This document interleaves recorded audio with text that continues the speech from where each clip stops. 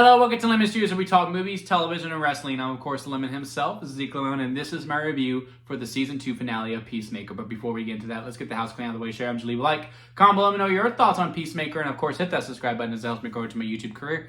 I would greatly appreciate it. Now, all that out of the way, let's get into it, shall we? So, this episode surely wasn't polarizing, was it? Man, the online reaction to this episode, because we were all so excited for it, and they really hyped it up.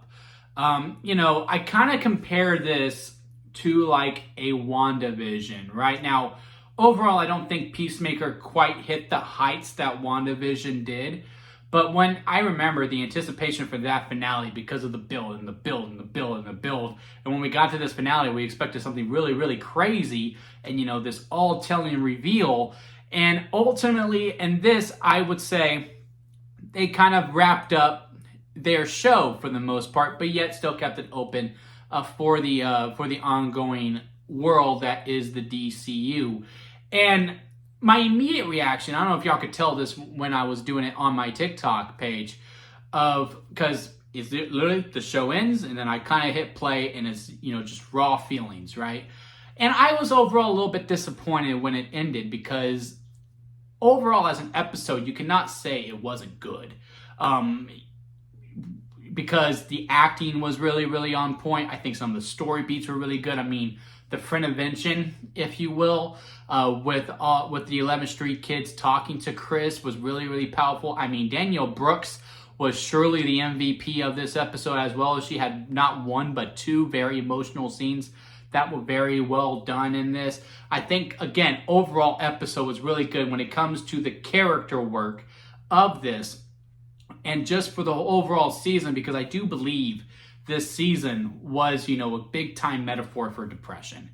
And within it, you have this beautiful tale with what's presented in front of you within this world of the DCU that you're kind of able to explore both sides of depression. Because, earlier on in episode 5, right, is when Chris decides to leave the universe and go live in his ideal world at the time before he realized it was ran by Nazis. When he's gone and the 11th Street kids are just kind of sitting there and Adrian's crying and all that, that is I think is a metaphor, if you will, for if the depression won, right? And now we won't go into the specifics of it, but I'm pretty sure you could put two and two together. When the depression wins, no one is really happy because that person is no longer with us, right? Then on the other side, you got to see in this finale, you got to see what it's like when the friends do go, okay, no, you're in a really dark place. Let's really sit down and talk about this. I mean, when Abs grabs the chair and moves up and claps and says, I need you to listen to me. You are really important. In the way that she is talking to him, that's, again, to me, a very, very powerful scene. I think we did a really good job of building up to that. And then the whole montage at the end where we have the theme song playing. They did it again. I was wondering if they were going to do, hey, when we get to the final episode, will they play the theme song in it? And this one, really, it fit better within the episode than the Do You Want to Taste It did in the season 1 finale. Because, again, he talks to Hardcore, did it mean something? Are we really still talking about this boat? Yes, I need to know. Of course it did, you a-hole. It meant everything to me. And man, that adding that last part and, calling him an a-hole as well, it was very fitting because, again, that's exactly how Hardcore would have said it. Man, I can't believe you're going to force me to say this. I really do not want to say it, but yes, it meant everything to me. And then he closes the door, and then you hear the guitar riff, and the song starts playing. Again, it was a really, really good montage. You get to see Checkmate being made, and you see the other people who come to join. You got Judo Master, you got the Cyborg. I cannot remember her name. That was a little rushed to me. And Tim Meadows' character, that one kind of made sense because they kind of set that up pretty well. And episode 6 is it no, it's still episode 5 is when Economist puts the paperwork in to make sure that Chris is on file, because he goes up to him and goes, hey, good job. And he meant that. That wasn't to be passive aggressive. It was, you did the right thing. You should have marked him. You should have put him into the system. You did a good job. And, in this episode where they're going to start doing the dimension hunting, I would like a little bit more of that too. Part of my problems within it, because again, the creator, James Gunn himself, really hyped up this finale to be like, oh, it's going to be this big all-telling. You're going to really see where the DCU is going. And yeah, sure, I got a kind of an idea with that with Salvation. But again, you really hyped it up, and, it was pretty tame for the most part. Just say, hey, we got a really good show, and we really hope you stick around to watch it. But anyway, as they're doing the jumping, and his friend dies, his skull is literally ripped apart of him after he's really given him the business about this time where he was with, a dancer, right? It was with a dancer, and, he pukes on her and all that stuff, just because, he likes them, and that's how he shows love, is to just really give them a hard time. It's a complicated thing. That's how some people just show their love. And he's like, God dang it. Like, this is when he's starting to show that, man, this isn't right, because he saw now 2 examples of it. As for her, our cyborg friend, I wasn't a huge, again, I don't mind her joining, right? I don't mind her being a good guy. But I do feel like how we got there was a little preamped. Now, granted, what Flag was doing, also his heel turn was a little sudden as well. I would like a little bit more build, and I would like to see the understanding more. Again, is he just so blinded by rage that he went along with Luthor's plan to make sure Chris gets out of the Earth? Like, he wants him gone because his son is gone, and he just can't fathom a world where Chris stays alive. If we could have communicated that a little bit more, maybe I could have swallowed it a little bit better. But, you were just in a group with a bunch of metahumans, right? Like, you befriended the Bride of Frankenstein. You befriended Frankenstein himself in a way towards the end of Creature Commandos. You lead a group of metahumans. Why are you so gung-ho on, like, yeah, let's make a prison for them? Again, that was just really sudden. And he's like the most consistent character throughout all of the projects. I think he's the only one who's 3 for 3 right now. And how is that heel turn the one that's rushed? And to me, that one is a problem. Another problem I have is, again, even though the scene is really good with Abs and her wife at the time, now ex-wife, because they're going to go through with it. Again, very powerful stuff, very mature as well. The way to going, look, I do want you, I do love you, but if we keep going, some things come up. I found my calling, and if I pursue this, it will kill you, and if I pursue with you, I will feel trapped. So we can't continue on this relationship together. Again, it's very mature, and it's very very healthy way to break up as well. I did appreciate that, because in season 1 they were overall a pretty healthy couple for the most part. So to have a healthy breakup was the right call to make, as opposed to how messy it was in the beginning. But my problem is that we presented this in episode 1, and I think it was only episode 1, and that was it. Then after that, we never really talked about her again. We didn't see that this was something she was struggling with all the time. Yeah, sure, the conversation with Judo Master as well, which again was also pretty good, of like, well, who's hurting who? Yeah, she's not pursuing your dream, but you're not pursuing her dream as well. So, that's a conversation to be had. And, I did appreciate that, but you waited, you presented in episode 1, you kind of forget about it, because I'm literally trying to think between 2 through 6, when she is still upset, like wanting to talk to her wife. It's not really brought up. And then in episode 7, it gets brought up again. Okay, yeah. Then, that's something to explore. Maybe you save it for a season 3 or for another project, since, Peacemaker is not going to continue on. As of right now, there's no plans for a season 3 of Peacemaker. Maybe you explore it then, but I think to just really jam it in within the finale. Again, a very good scene. Again, I really did feel it.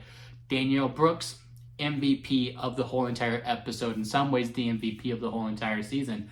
It's just, I could have felt more. I could have cried twice in this finale. And I was just like, man, that is sad. Man, this is pretty healthy how the way they're doing it. That's nice. As opposed to, oh no, she's giving up the love of her life. I just didn't get that. And I would have liked to be fighting the waterworks. as they were talking it out. But again, I think besides those two minor problems I have, again, the sudden heel turn of Flash, not Flash, the sudden heel turn of Flag, and then the sudden face turn of our Cyborg Queen, because like, she goes, oh, I hate Smith, he killed all these people and all that stuff. Oh, he used all the, and then to go, he used all of us. He used Peacemaker. Like, why do you care that he used Peacemaker? Like that, like, again, it just felt very sudden to get there. It just felt like, well, we need her on the good side. We want her part of checkmate, so we're just going to do this turn.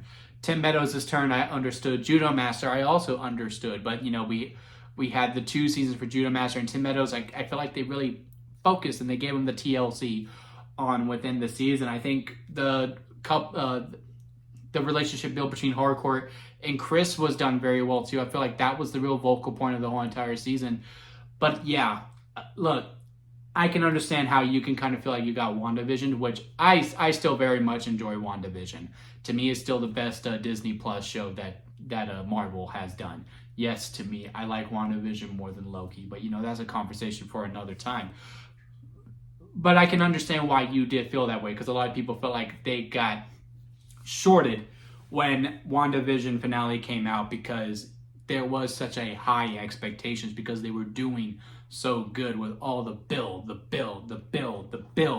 And then you get to the end and it's kind of your standard finale. And it's kind of the same way here, where, you had your big climactic battle in episode 7. It's like it's really a traditional HBO finale, really. You do all your big climactic battle in episode 7 and you do nothing but wrap up in episode 8. And, again, to me, overall, as a character study, this whole kind of experience with depression within the DCU and focusing on Chris and within the 11th Street Kids and this relationship between Harcourt and Chris, I feel like they knocked it out of the park. But the difference between WandaVision and this show is that never did I expect, hear Kevin Feige going, oh yes, this show is the most important of all these. Like, yeah, he still promoted it. I mean, at the end of the day, both James Gunn and Kevin Feige are like promoters, right, within wrestling. They're trying to promote their shows to make sure they get the most eyeballs on their product, right? But never, James Gunn going like, yes, this show is so important. There is a lot of big things. Now, him saying this is some of the best stuff I ever wrote, and that could have been for the emotional scenes like we had with the friend invention, and we had the scene with within our married couple who are now going to get a divorce moving forward, and that's also the intervention scene between Harcourt and Chris as well. You never really see James Gunn do that kind of emotional stuff, and he does nail it within this too, which is like a little bit more build within our married couple. But hey, it is what it is.